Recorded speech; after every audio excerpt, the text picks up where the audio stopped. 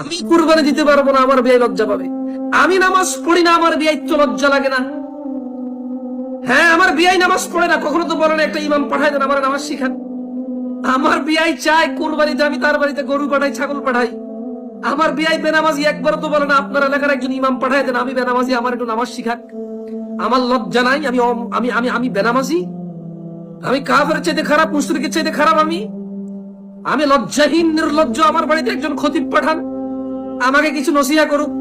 আপনার মেয়েকে আমার ছেলেকে বিয়ে করাইছি, আপনার ঠেকা পড়ছে আমার আমার এই দিনহীনতা নিয়ে আমার বাড়িতে একটা ইমাম পাঠান, আপনার টাকা খরচ করে আমাকে একটু ইসলাম শিক্ষা দিক, আমাকে একটু দিন শিক্ষা দিক, আমাকে একটু আদব কায়দা শিক্ষা দিক। ওই কোনো বেয়াই তো বলে না যে আমি বেনামাজি, আমার বাড়িতে ইমাম পাঠান, নামাজ শিখাক। বলে যে সামনে কোরবানি, আমার বাড়িতে খাসি পাঠান, দুম্বা পাঠান, উট পাঠান, গরু পাঠান। জালেম, নির্লজ্জ ফকির, জালেম, নির্লজ্জ ফকির।